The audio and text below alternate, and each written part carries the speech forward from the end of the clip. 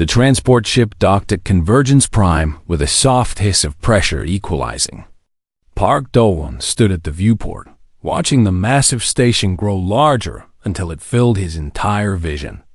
Thousands of lights blinked across its surface like stars brought down from the sky.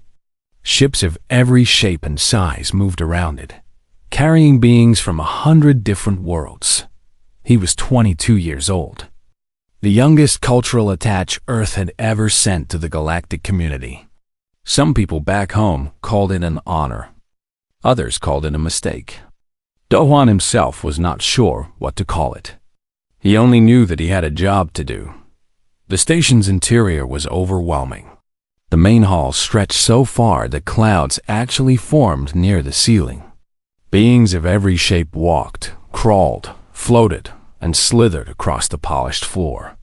Some were tall as buildings. Some were small as cats. Some had too many eyes. Some had none at all. Do-won kept his back close to the walls as he walked. His eyes moved constantly, checking exits, counting guards, measuring distances. It was an old habit, a survival habit. He did not even notice he was doing it anymore. Tonight was the Proving Gala. Every species sent their best representatives to show their worth to the galactic community. The strong displayed their strength. The smart displayed their technology. The ancient displayed their history. It was part celebration, part competition, part judgment. Earth had only joined the galactic community 3 years ago. They were still being measured, still being tested, still being watched. The gala hall was even larger than the main corridor. Crystal chandeliers hung from the ceiling, each one the size of a house. Tables loaded with food from 1,000 worlds lined the walls. Music played from somewhere, though Do-won could not identify the instruments. He wore his best suit. Black and simple, the way he preferred. He had combed his dark hair neatly and practiced his diplomatic smile in the mirror that morning. But standing here, surrounded by beings who had traveled the stars when humans were still living in caves, he felt very small. A server drone floated past and offered him a drink. He took a glass of something purple and bitter.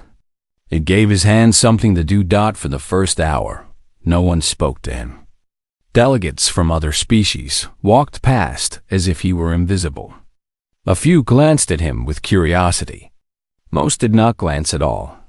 He was used to this. Humans were new. Humans were unimportant.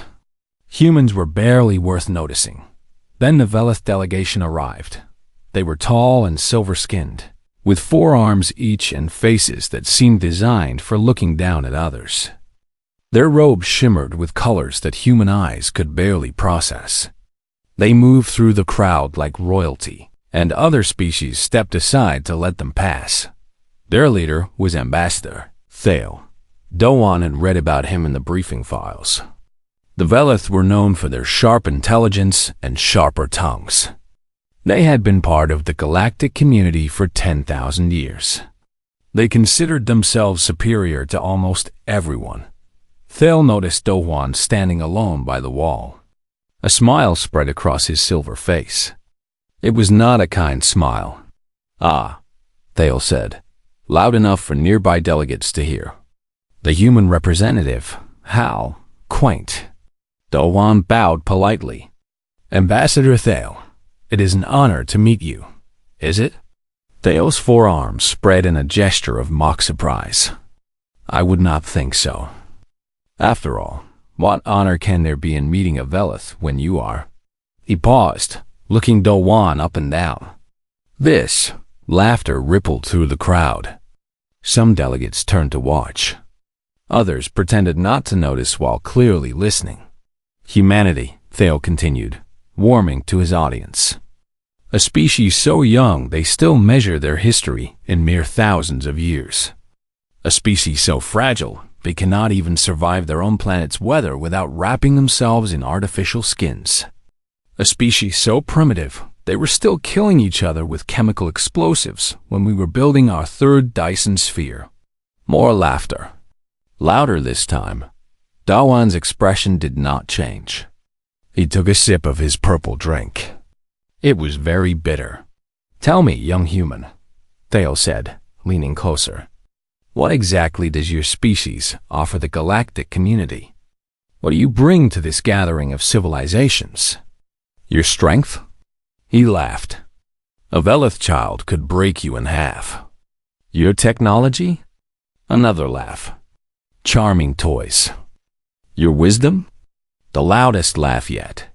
"You have existed for the blink of an eye. What could you possibly know?" The crowd had grown. Dozens of species watched now. Some looked amused. Some looked uncomfortable. A few looked at Dawan with something like pity. "You are children," Thale concluded. "Soft, weak children who learned to stack rocks and somehow convinced yourselves it made you special. You do not belong here. You are not ready. You are prey," someone finished. The voice was deep. So deep it seemed to vibrate in Dawan's chest. So deep the glasses on nearby tables trembled. The crowd parted. Something massive moved through the gap. Dawan had read about the Korath too. Reading about them had not prepared him for the reality. She stood 8 feet tall, covered in fur the color of dry blood. Her claws were as long as Dawan's forearms. Her eyes were yellow and ancient and utterly without mercy. She moved with the easy grace of something that had never, not once in its very long life, been afraid of anything. Grandmother Vika, the eldest hunter of the Korath, the deadliest being in the known galaxy. She stopped beside Thale, who suddenly looked much less confident. Then her yellow eyes turned to Dawan. She inhaled deeply, and something in her expression changed. The hall had gone silent. Every being in the room was watching now. Even the music seemed quieter. Grandmother Veka stood perfectly still, her yellow eyes fixed on the young human. She breathed in again, slow and deep, her massive chest expanding. The Korath did not simply look at other beings. They smelled them. They tasted the air around them. They read truths that eyes could never see. Dawan did not move. He did not speak. He simply stood there, holding his glass, his face calm and patient. His heartbeat was steady. His breathing was even. If he was afraid, nothing in his body showed it. This was what Veka noticed first. Ambassador Thale cleared his throat nervously. "Grandmother Veka, I was merely explaining to our young friend here that humanity is perhaps not quite ready for." "Be silent." Veka did not look at him. She did not need to. The words alone were enough to make the silver-skinned diplomat take 3 steps backward. She circled Dawan slowly. Her claws clicked against the polished floor with each step. Up close, she smelled of old blood and ancient forests and something electric, like a storm about to break. "You stand with your back to the wall," she observed. Her voice was a low rumble, like distant thunder. "Yes," Dawan said simply. "You have counted the exits. You know where the guards stand. You have measured the distance to the nearest cover." It was not a question. Dawan answered anyway. "Yes." "Why?" Dawan considered the question. He could lie. He could make something up. He could give a diplomatic answer designed to offend no one. But something in those yellow eyes told him that lying to this creature would be a very bad idea. "Habit," he said. Veka's lips pulled back from her teeth. It might have been a smile. It might have been something else entirely. "Habit learned where?" The crowd leaned in, though most tried to pretend they were not listening. Thale had recovered some of his confidence and stood watching with his forearms crossed. "Many places," Dawan said. "Tell me one." The hall waited. 100 species held their breath. Dawan was quiet for a long moment. When he spoke, his voice was soft but steady. "When I was 17, I was aboard a colony ship called Horizon's Edge. We were traveling to a new settlement in the outer territories. There was an accident. The ship broke apart. The escape pods scattered across an uncharted system. He paused to take a sip of his drink. His hand was perfectly steady. My pod landed on a moon. No name, no maps, no rescue beacon range. The communication equipment was destroyed in the crash. The emergency supplies were damaged. The local wildlife was hungry. Ambassador Thale made a dismissive sound. A camping trip. How terrifying for a child. Veka's head turned toward him. Just her head. The rest of her body remained facing Dowan. It was deeply unsettling. How long? She asked, turning back to the human. 14 months. A murmur rippled through the crowd. 14 months alone on an unknown world. 14 months with damaged supplies and hostile creatures. 14 months as a 17-year-old child. The others in your pod? Veka asked. I was the only one in my pod. The others? Dowan's jaw tightened slightly. Just for a moment. The other pods did not land safely, so you were alone. Yes. And you survived. Yes. Veka leaned closer. Her breath was hot against Dowan's face. Her teeth were as long as his fingers. Any other being in the galaxy would have flinched, would have stepped back, would have shown some sign of fear. Dowan looked up at her calmly, waiting. Show me your hands, Veka commanded. Dowan set down his glass and raised his hands, palms up. The crowd craned to see. At first, there seemed to be nothing unusual about them. Normal human hands. 5 fingers each. Short nails dot, then Veka gently turned them over. Scars. Old and faded, but unmistakable. Scars across the knuckles. Scars along the fingers. A long pale line running from wrist to elbow on his left arm. The marks of someone who had fought. Who had bled. Who had refused to die. These are not the hands of a diplomat, Veka said. I was not always a diplomat. No. Veka released his hands. She straightened to her full height, towering over everyone nearby. No, you were not. She turned to face the crowd. Her yellow eyes swept across the assembled delegates like searchlights. You look at this human and see weakness, she growled. You see soft skin and small size in a species barely old enough to crawl.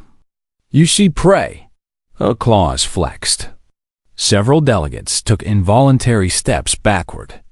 I look at this human and see something else. I smell old fear that has been conquered. I smell patience worn like armor. I smell something that has been hunted by death itself and refused to fall. She looked at Thale directly. The ambassador's silver skin had gone pale gray. I smell a survivor. The silence stretched. No one dared to speak. Then Veka did something that made the entire hall gasp. She placed her massive clawed hand on Dowan's shoulder. Gently, almost tenderly. Tomorrow, she announced, this human will hunt with me in the gauntlet of Earth. Any who wish to see what humanity truly is may watch. The gauntlet. The legendary Korath trial. The most dangerous hunt in the known galaxy. No non-Korath had ever been invited to participate. Most non-Korath who accidentally wandered near it did not survive. Thale sputtered. That is impossible. That is against all tradition. A human cannot possibly. Veka's head snapped toward him. Her lips peeled back from her teeth in something that was definitely not a smile. I have chosen my hunting partner, she said, her voice dropping to a dangerous whisper. Would you like to challenge my choice? Thale's mouth opened, then closed, then opened again. No sound came out. I thought not. Veka turned back to Dowan. The young human had not moved, had not spoken, had not shown any reaction to her announcement. Rest tonight, little human, she said. Tomorrow we hunt.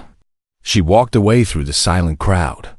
Delegates scrambled to clear her path. Dowan stood alone again. He picked up his glass and finished his drink in one long swallow. it was still very bitter. The night passed slowly for Do-Hwan. He lay in his small quarters aboard the station, staring at the ceiling, thinking about what tomorrow would bring. The Gauntlet of Earth. He had read about it in classified files that he probably should not have had access to. A massive biodome that recreated the worst conditions of the Korath homeworld. Toxic air. Heavy gravity. Predators specifically designed to kill the deadliest hunters in the galaxy. Most Korath who entered the Gauntlet came out with serious injuries. Some did not come out at all, and he was a human. Soft skin. Weak muscles. No claws. No fangs. No natural weapons of any kind. He should have been terrified. Part of him was. But a larger part of him felt something else. Something he had not felt in a long time. Purpose. When morning came, Do-Hwan dressed in simple clothes. Dark pants. A fitted shirt. Boots with good grip. He ate a small breakfast and drank 2 cups of strong coffee. Then he made his way to the Gauntlet. The entrance was enormous. A massive door carved from black stone, decorated with symbols that told stories of hunts long past. A crowd had already gathered. Word had spread quickly through the station. Everyone wanted to see the human fail, or perhaps, Do-Hwan thought, they wanted to see him try. Ambassador Fail stood at the front of the crowd, his silver face twisted with satisfaction. "I came to pay my respects," he said loudly. "It seems only proper to witness the end of humanity's diplomatic career." Do-Hwan ignored him. He was busy studying the door, the surrounding area, the expressions of the Korath guards who stood nearby, gathering information, making calculations. Then Veka arrived. She looked different today. Her fur had been marked with patterns of white paint. Traditional symbols, Do-Hwan realized. Hunting marks. She carried no weapons. Korath did not need them.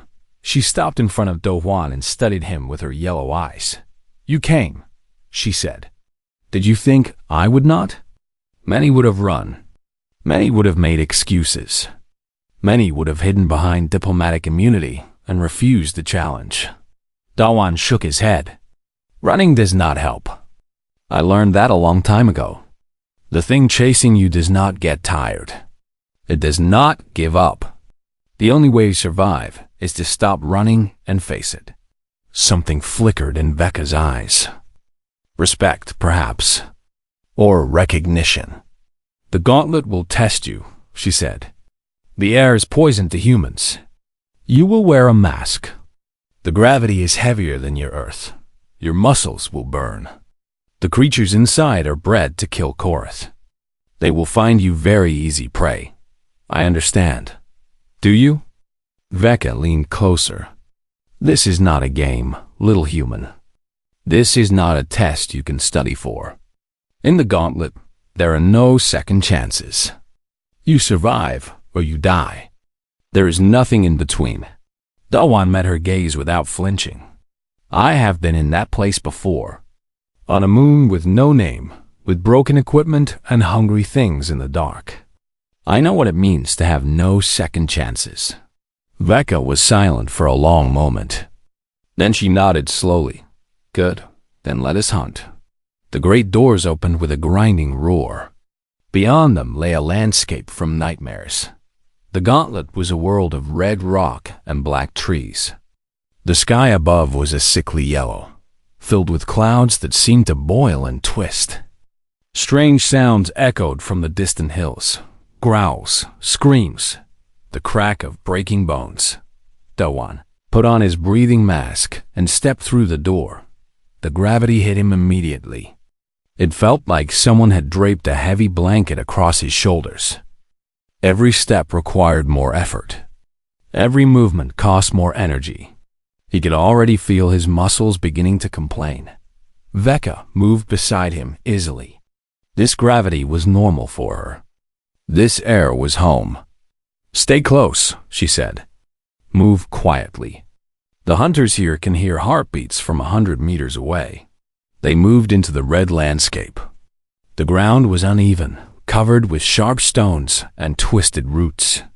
The black trees blocked the yellow light, creating pools of shadow where anything could be hiding. Do-hwan watched everything. The way the dust moved, the patterns in the vegetation, the slight disturbances that showed where creatures had passed. He could not match Veka's strength, but he had other skills. "There," he whispered, pointing at a patch of crushed plants. "Something large passed through here recently, moving fast, probably hunting." Veka looked at him with surprise. "You can read tracks," I learned. "On the moon, there were things that hunted at night. I learned to read their signs, to know when they were coming, to find places they could not reach." They continued deeper into the gauntlet. The sounds grew louder, closer. Then they saw their first target. It was called a scath, a creature built for killing, with 6 legs, armored skin, and a mouth full of teeth that could bite through metal. It was feeding on something that Do-hwan decided not to look at too closely. Veka tensed. Her claws extended. This was what she was made for. "Wait," Do-hwan whispered. She turned to him, confusion in her yellow eyes. "Its armor is thick on the front and sides," Do-hwan explained quickly. "But look at how it moves, the way it shifts its weight. The back legs are weaker. And there, see that spot behind its head? The scales do not overlap properly. That is where we strike." Veka stared at him. "You noticed all of that in seconds?" "Humans do not have claws," Do-hwan said. "We do not have fangs. We do not have armor. We survived by watching, by learning, by finding weaknesses where others saw none." A slow smile spread across Veka's face. Her teeth gleamed in the yellow light. "Then show me, little human. Show me how your kind hunts." Do-hwan nodded. He picked up a stone and weighed it in his hand. "Follow my lead," he said, and the hunt began. The scath died quickly once Veka knew where to strike. Her claws found the gap in its armor that Do-hwan had spotted, and the creature fell before it even knew it was in danger. But the scath was only the beginning. They moved deeper into the gauntlet. The terrain grew worse. Steep cliffs and deep ravines cut through the red rock. Pools of something that bubbled and steamed blocked their path. The yellow sky grew darker as clouds gathered overhead. Do-hwan's legs burned. The heavy gravity pulled at him with every step. His breathing mass filtered the poison from the air, but it made each breath feel thin and incomplete. Sweat soaked through his shirt. He did not complain. He did not slow down. He simply kept moving one step after another, the way he had learned to move on that moon 5 years ago. Veka watched him with growing interest. She had expected the human to collapse by now, to beg for rest, to admit defeat. Instead, he just kept going, damaged but not broken, struggling but not stopping. "Your body is failing," she observed. "Yes," Do-hwan agreed. "But you continue." "Yes. Why?" Do-hwan wiped sweat from his forehead. "Because stopping is dying. I learned that lesson in the dark, when things with too many teeth were hunting me through caves I could barely see in. You keep moving or you die. There is no other choice." Veka was quiet for a moment. Then she made a sound that might have been a laugh. "Your species is strange," she said. "So fragile, so weak, and yet somehow still alive. It should not be possible." "We are stubborn," Do-hwan said. "It is perhaps our only real gift." They encountered more creatures as they went. A pack of things that moved like shadows and screamed like dying children. A massive worm that burst from the ground with jaws wide enough to swallow them both. Flying hunters that dove from the yellow clouds with talons like curved knives. Each time, Do-hwan watched, learned, found patterns, found weaknesses. The shadow creatures feared bright light. Do-hwan created a torch from materials he found and drove them back. The worm was blind, but hunted by vibration. Do-hwan led it toward a cliff edge with carefully thrown stones, and it plunged into the ravine below. The flying hunters were fast but predictable. They always attacked from above and behind. Do-hwan and Veka stood back to back and waited. When the hunters dove, they were ready. Veka killed most of them, but Do-hwan brought down two himself, using sharpened sticks he had made while they walked. "Where did you learn to make weapons from nothing?" Veka asked, examining one of his crude spears. "Necessity," Do-hwan said. "On the moon, I had a knife for the first 3 months. Then the blade broke. I had to find other ways, and you did. I am still alive. So yes, I did." They reached the final challenge as the yellow sky began to darken toward night. The Brothe'HFY. Do-hwan had read about this creature too. The most dangerous predator in the gauntlet. A beast that even Korath elders approached with caution. It stood 15 feet tall, covered in scales like black metal, with 4 arms that ended in claws, capable of tearing through starship hulls. Its eyes glowed red in the darkness. Its roar shook the ground beneath their feet. The observers watching through hidden cameras held their breath. This was what they had come to see. The moment when the foolish human finally died. Veka growled low in her throat. Her fur stood on end. Her claws extended to their full length. "Stay behind me," she ordered Do-hwan. "This one is beyond you." But the Brothe'HFY was smart. Smarter than the other creatures. It did not charge blindly. It circled. It watched. It waited. And when it finally moved, it did not go for Do-hwan. It went for Veka. The attack was impossibly fast.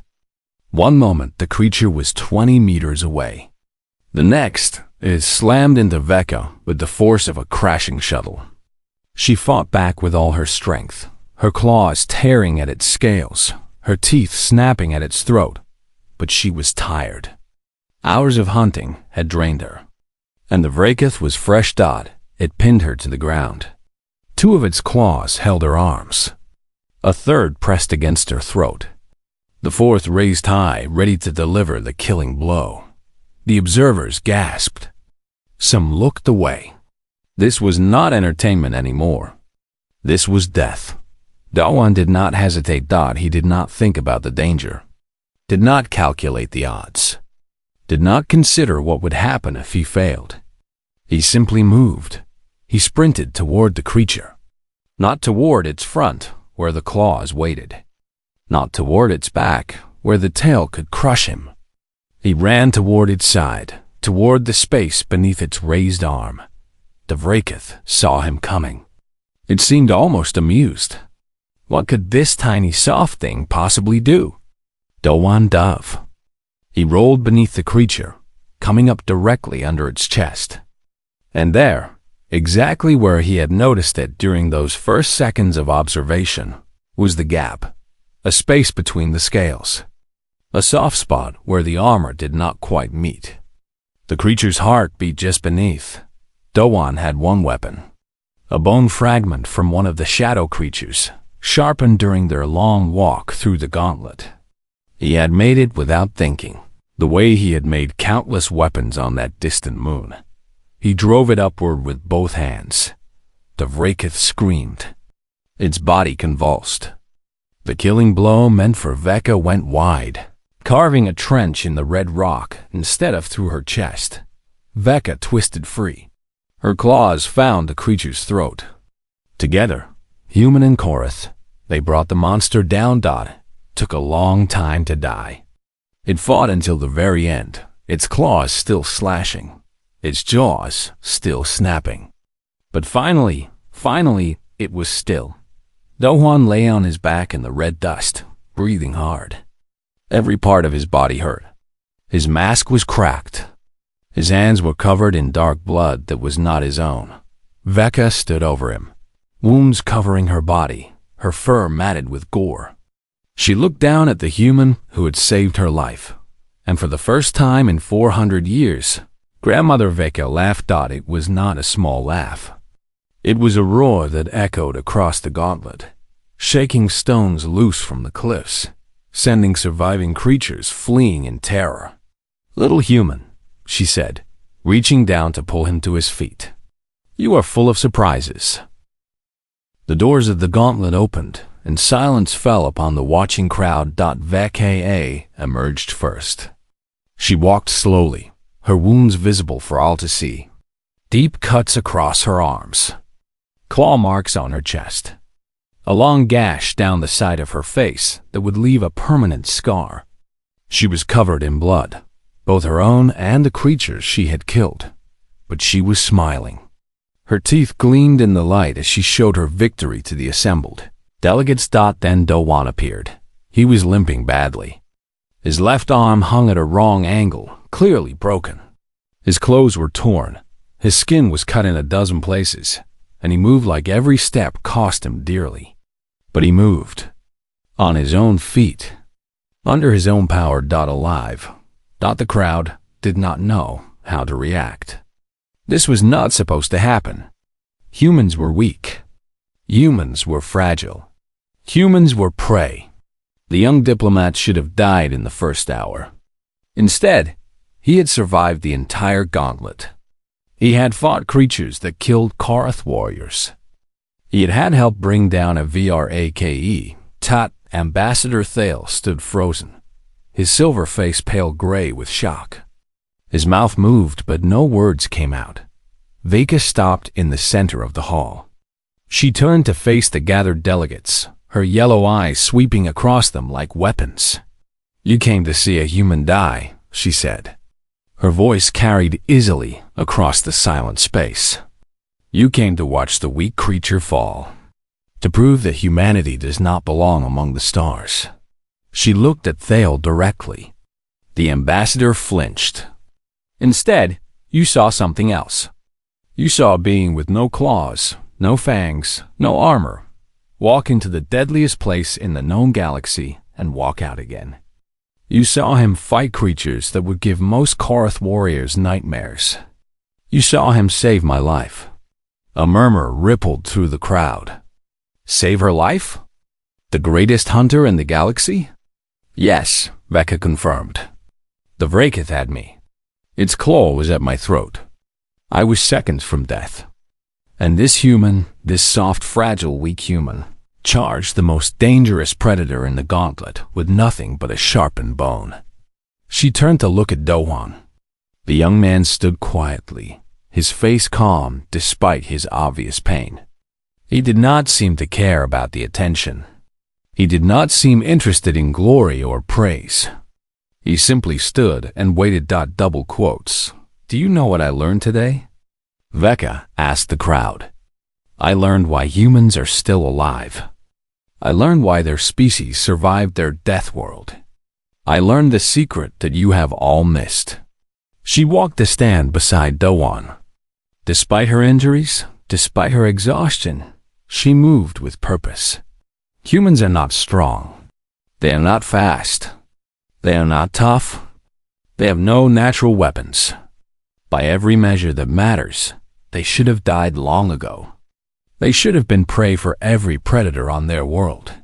She placed her massive clawed hand on Dowan's shoulder.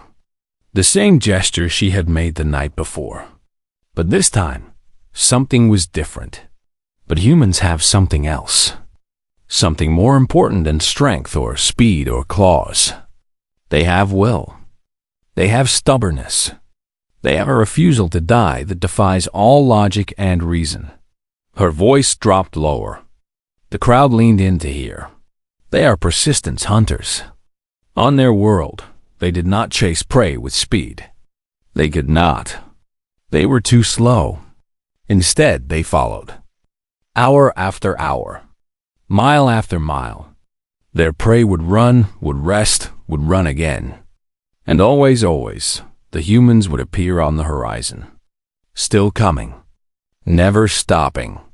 Never giving up. She looked at Dowan with something very close to affection. They chased their prey until it collapsed from exhaustion. until it could not run anymore, until it simply gave up and waited for death. Because humans never stopped. Humans never gave up. Humans kept coming no matter what. She turned back to the crowd. This is what I saw in the gauntlet today. A human body that was failing, that was broken, that should have stopped hours ago. And a human will that refused to let it. He kept moving. He kept fighting. He kept going when any sane creature would have surrendered. Veka raised her voice so that everyone in the hall could hear. Among my people, there is a bond that has not been offered to an outsider in 3,000 years. A recognition of shared spirit. A declaration of kinship that transcends species and biology. She looked down at Dowan. The young human looked back at her. Vakreth Norai, she said in her native tongue. Then, in the common language, Huntkin, brother in blood and purpose. The crowd gasped. Delegates looked at each other in shock. The Korath warriors present went rigid with surprise. You shamed this one for his youth, Veka growled at the assembly. You mocked him for his size. You dismissed his species as children playing with rocks. You saw prey. Her lips pulled back from her. Teeth. I saw a hunter who has not yet shown you his teeth. She turned to Ambassador Thale, the silver diplomat. Seemed to shrink under her gaze. Earth is young, Veka said. Their bodies are soft. Their claws are dull. But they walked on a world that tried to kill them every day. And they said, this is ours. They reached for stars before they were ready. And they refused to die in the dark between them. They are not prey. She pointed at Dowan. This one crossed an ocean of stars to stand in a room full of beings who despised him. He faced mockery and insult without anger. He walked into death without fear. He saved the life of someone he had known for less than a day. This is what humanity is. This is what you have failed to see. She stepped back from Dowan and raised her arms to the crowd. Let it be known throughout the galaxy. The Korath have found worthy kin. Humanity stands with us, and anyone who threatens them threatens us. The hall erupted.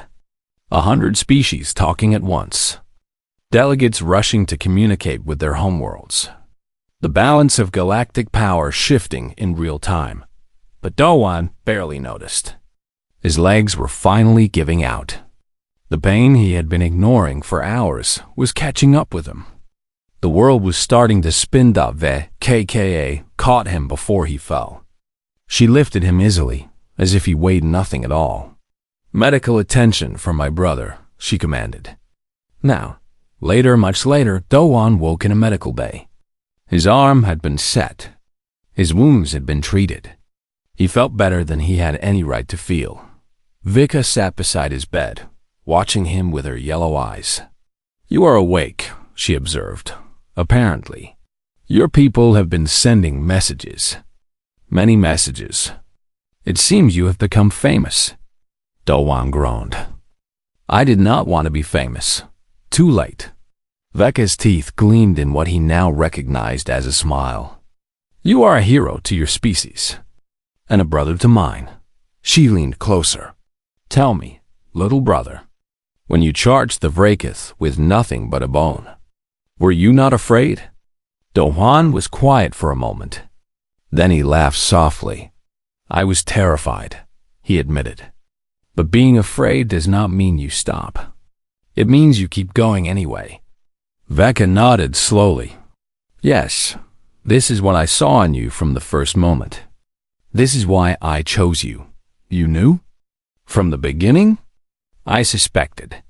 Her eyes gleamed. You stood alone in that hall, surrounded by contempt, and you did not look ashamed. You did not look angry. You looked like you were waiting. Like you had been in worse places and survived. Like you knew something they did not. She reached out and gripped his good hand in her massive paw. Welcome to the hunt, little brother. I think you and I are going to change the galaxy together. Dowan looked at the ancient hunter. At this creature who had killed monsters and walked through death and somehow seen something worth saving in a quiet young human diplomat. "Thank you," he said, "for seeing what others did not." Becca laughed again, that booming roar that shook the walls. "Do not thank me yet. You have much to learn. Many hunts ahead. Many enemies who will want to test the human who became Huntkin." She stood and walked toward the door. At the threshold, she paused and looked back. "Rest now, heal. Tomorrow we have work to do." She left. Dolan lay in the medical bay, staring at the ceiling, thinking about everything that had happened. Everything that was coming. He smiled. He had been shamed. He had been tested. He had been pushed to the very edge of death dot, and now he had a family among the stars. Not bad for a camping trip.